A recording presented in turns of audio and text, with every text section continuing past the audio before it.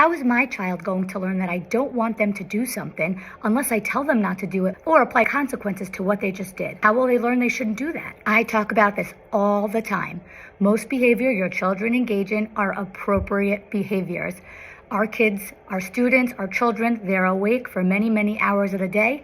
90% of the time, they're doing the right thing. And those are the behaviors that we don't pay attention to. The things that we think they should just be doing because we said so. However, the second they engage in a behavior that we deem is not okay, those are the behaviors we attend to and pay attention to.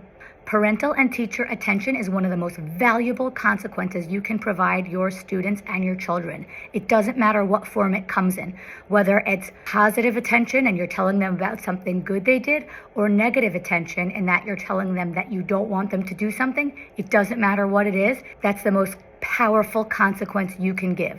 And here's something important to remember.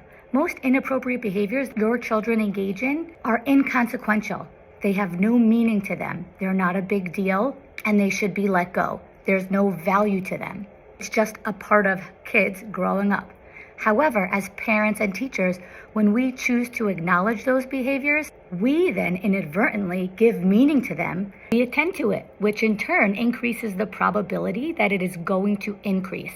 And here's the most powerful piece to all of this.